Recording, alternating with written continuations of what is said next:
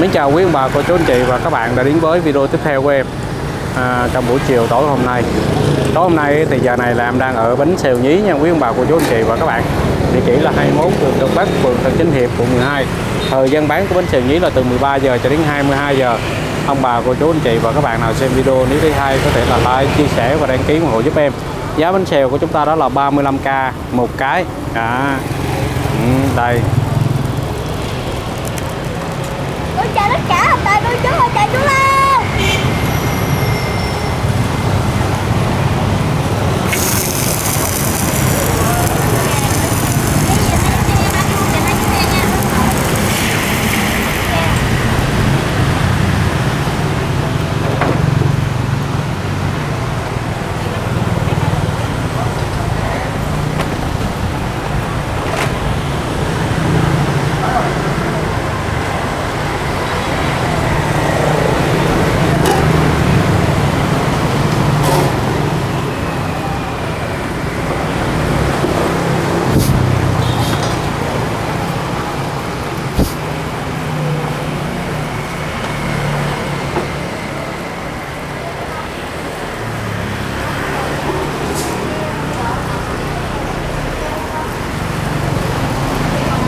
Mấy cái anh chị chạy qua đó luôn anh chị.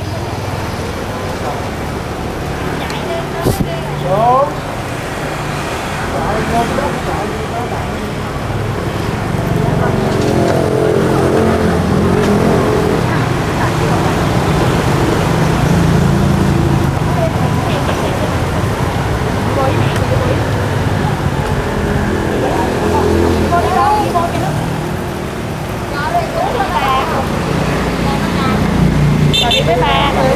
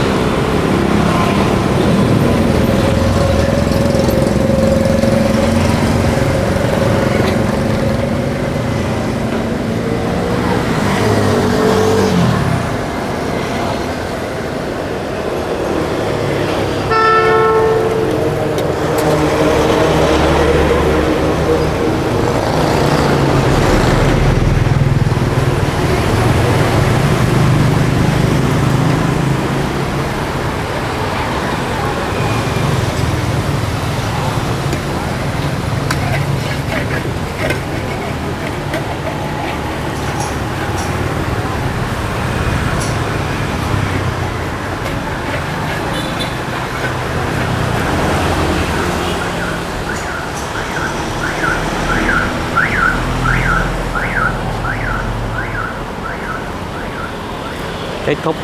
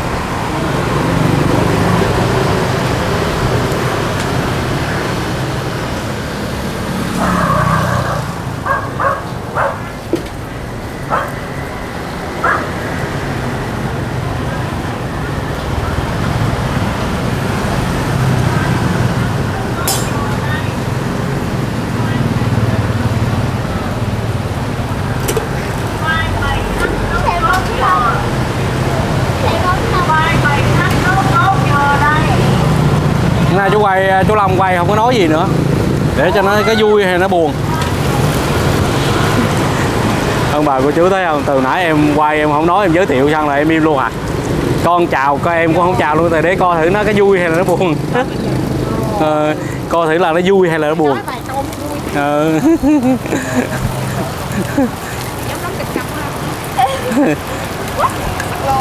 Thật luôn.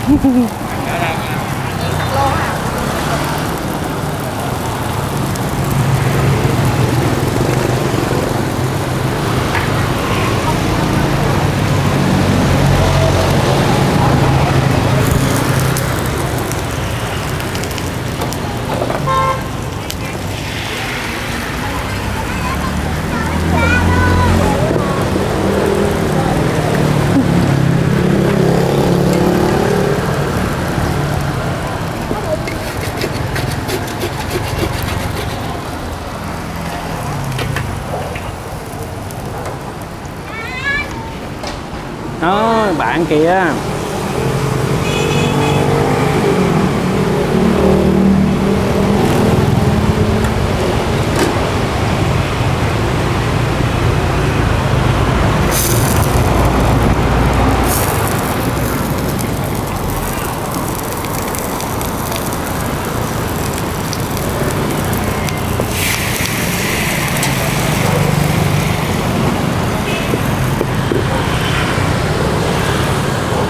Ôi, bánh xèo kia.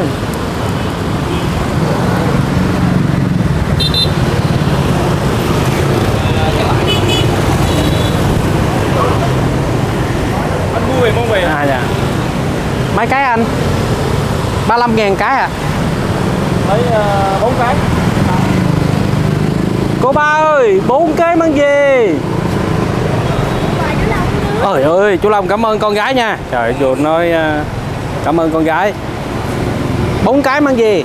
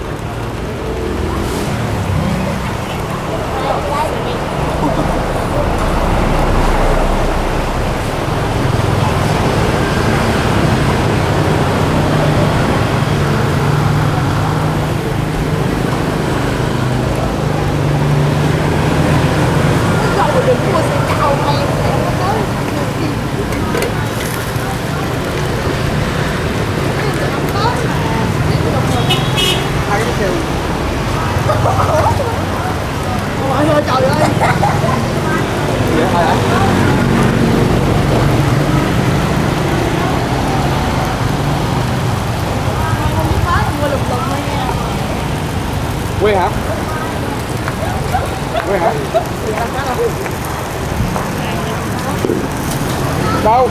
Chào Thái ơi. Cái Hà ơi. Dạ. Chào ông bạn Thái ơi. Chọn mắt lên thấy nó đừng đặt không. Gì chú Hà? Thôi thôi chửi rồi. Có. Tới mình đem làm tiền.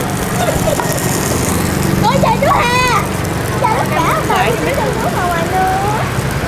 Quá dữ dằn. Chị ông đâu đây đi đâu đi đâu. Đi nước ngoài bánh xe chứ đâu. Giống lắm rồi đó, giống á. Giống cái con đó đó. Đi đâu gì đó. Chim đó là chim cánh cụt. Biết bà dám đung giá là cái 70.000 các bạn ơi. Ghê đi. Ba im lặng thế, không buồn quá đi. Thôi mình tấu hài đi. Không im lặng kìa chú Hà. Sao hả? Không vui. Để con giọng chú Long gì hả? Không, chẳng chỉ trơn á, không phải chú Long mà. Đi em coi buồn hay vui. Để có thấy buồn không? Cô thấy vui không? Chú Long đang chơi bật lô với nè hả? Nặng không? Rồi giá. Một ngày không có gì cả. Thử thách không nói gì kiwi bánh xèo hả? Thử thách thất bại.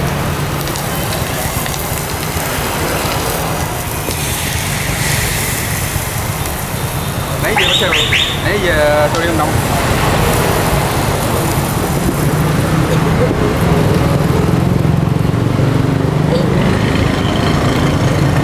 Đây em sẽ là được hết trọn vẹn video nha. Và chú mình chú giống tấu hài. Biết hả làm gì chú Long không nói gì luôn các bạn ơi. Tiêu rồi. Toan à. À, chơi vậy luôn hả? Ê, khoan, đỡ cái tay lại coi. Đây cái tay cái gì lạ lạ ta? À, thấy đó. Đi chị chứ đây.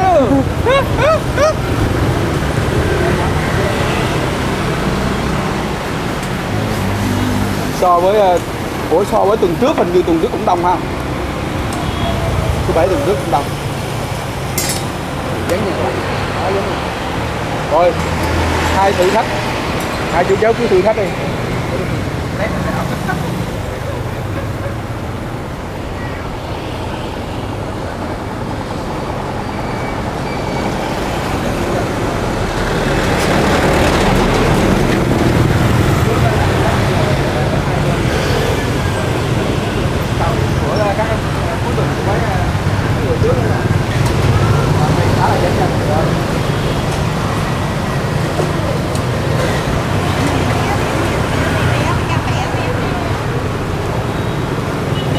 Sao ngon không? Dạ ngon. Ngon hả? Ngon hay ngon trái.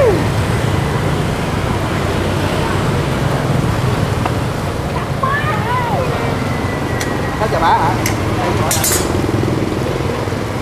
Gì vậy? Sao đây tôi giờ tôi sạc lâu không đã? 200 hả? Rồi, đúng rồi. Chắc lô 200 hả? Con nghe buồn luôn. Đâu có sạc lô là hài gọi là cái gì? Hài Im lặng đó. cái gọi là cái gì? Kịch câm. Kịch câm. Đây. Action game mà. Sao? Thôi chậm các bạn nói chuyện ngay đây. Rồi. Bắt đầu luôn rồi nè, khỏi nói luôn con, mình phì đi con. Sao, hỏi bạn ăn cơm chưa? Đúng không? Hỏi bạn đang làm gì đó? Phải cơm chưa? Dịch.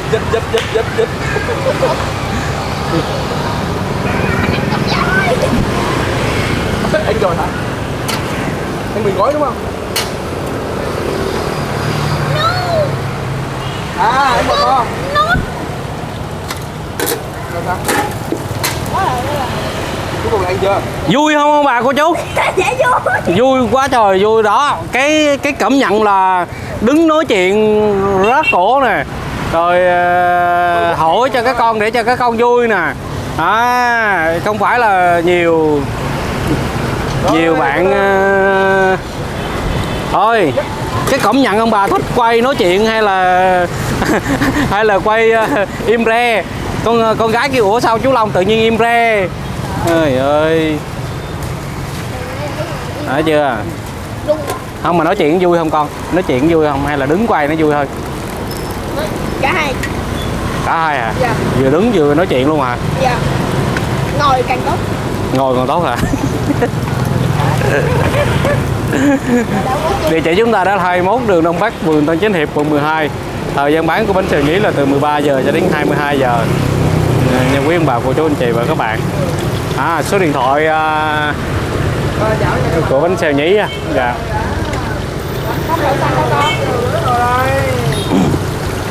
Rồi, kia quay nhà luôn. Đấy, kia qua luôn.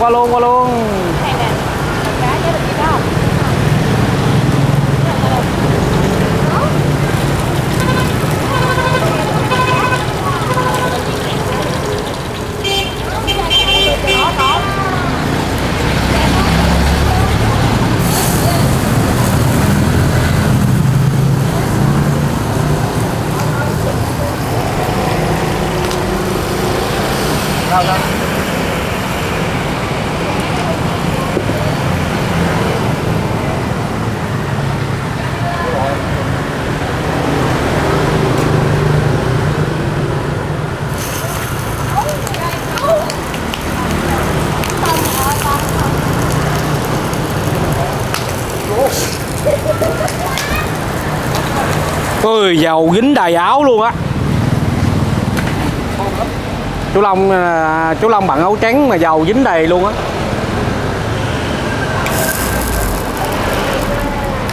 Con hả?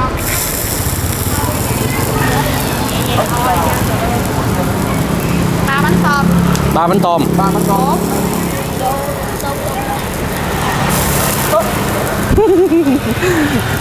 Đổ bánh với bạn không? Dễ đổ không? Dạ thôi. Hả? Nếu mà con biết đổ không? Con biết đổ không? Biết chứ, người ta biết chứ. Sao biết đổ được? Dễ đúng không? Còn quá dễ luôn mà. Bình thường. Ủa bên kia bán không đậu xanh chưa? Rồi đúng không? Cầm mấy cô ba cho bán mình. Riêng cô ba là khác nha.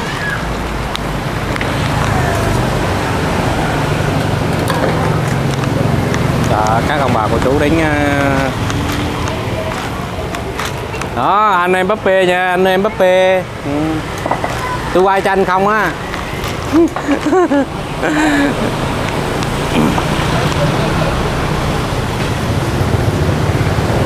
Có gì chào bạn vui không? Ừ. Các bạn đang làm gì đó? Đâu có phải là muốn vui là vui, muốn nói là nói đâu. Bởi vì muốn vui là nó phải nói chuyện, phải có nhiều câu chuyện để ra, để khịa ra để nói. Rất là khó. Báo hả? Với lại nha, nhiều lúc á tụi em quay mà trường hợp ví dụ như sầu riêng á, nhưng mà kế bên nó có quán nhạc á, ở kế bên có quán nhậu á, người ta mở nhạc to lắm, nên là anh em nào mà trong khi khách rất đông mà anh em nói chuyện rất là nhiều, mỗi anh em mỗi kênh mà nói chuyện video á, mình phải nói chuyện để cho nó cái tiếng nhạc nó bị hát, không là dính bản quyền rồi sao, còn không về tắt luôn cái nhạc cái ông bà cô chú nghe đâu đã. Giờ hát bài cho bạn nghe đi cho bạn bớt mà. Ghê nha, Đọc cho bạn vô đi luôn rồi. Có Trâm Anh ở ngoài đây thì hắn còn hát được bài, chứ còn không có Trâm Anh đó thì Dạ đúng rồi. đúng không? Ủa? Con nó mới ra đó. Bạn mà mới vừa đem bánh xèo cho con á. Dạ biết rồi. Con Ken nha Ken hả? Nhìn tưởng. Sao giờ ca bạn bài bạn bớt mệt.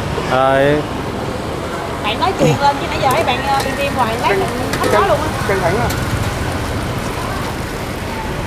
Bắp xèo này sao? Đẹp không? Dạ đẹp. Mẹ này luôn. Đây này, cái này không? Dạ. Thơm lắm. Thơm lắm.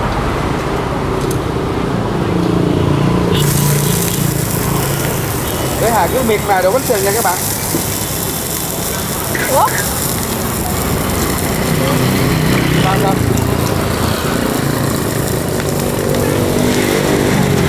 Con như nãy con quan sát con thấy là đồ bánh xèo có mấy bước dễ không? Dễ không? Đúng dễ đúng không? Nhưng mà đổi xong bánh xèo cháy không là một chuyện khác nha.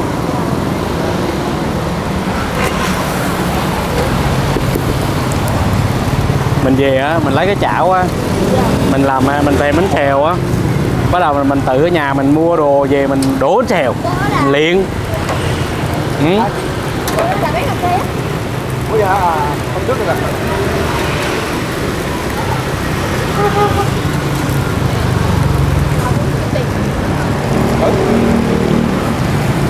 Cái gì?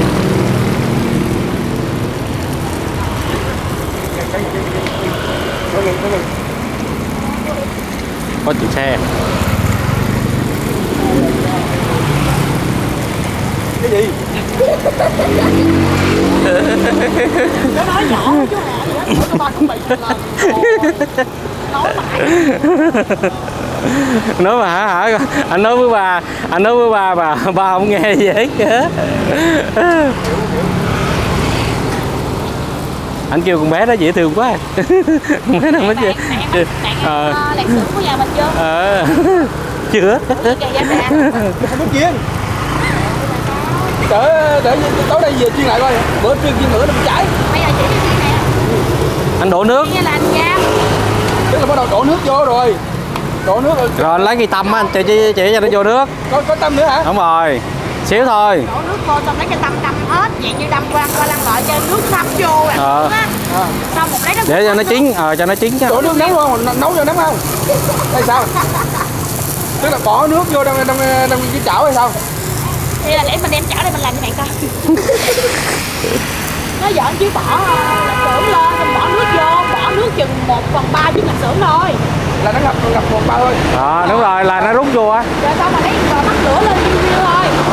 Lấy cái tăm đâm vô mấy chiếc lạc xưởng đó cho nó thấm nước vô đều.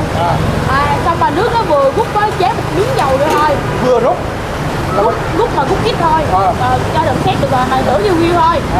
Xong rồi bỏ một miếng dầu vô. Để là trong đó còn nước, trong chảo còn nước. Còn nước mà nước số lượng ít thì ít thôi. Xong bỏ một miếng dầu vô lắc cho đều lại. Rồi ổn không? Là sau khi hết nó khô là lấy đâu thôi. Bỏ dầu vô sau khi mà cái lạc xưởng đỏ lên một xíu là lấy dầu ra lấy lạc xưởng. Nó làm rồi nhưng mà ra Còn chiên nó dễ hơn. Cắt lạc xưởng như nhỏ đi. cắt luôn hả? Chiên là phải cắt nước. Cắt mình cắt không sức nhiều không? Đúng rồi, chiên mà mình chiên cắt nhỏ nhỏ cho nó dễ chín. Xong rồi bắt nước bắt dầu lên, dầu nó vừa sôi lên bỏ vô lăn qua lăn lại là nó chín rồi. Mà lửa như kia nha, lửa lấy nó. Là lửa mà yếu không? Cái lửa lớn là nó cháy à? Không có cháy, lạc xưởng không đen. Thôi cảm ơn ông bà cô chú anh chị và các bạn nha. Hẹn gặp lại ông bà cô chú anh chị và các bạn trong các video tiếp theo của em. Nhớ like, subscribe và chia sẻ giúp em nha. Địa chỉ của bánh xèo Nhí là 21 đường Đông Bắc, phường Tân Chánh Hiệp, quận 12.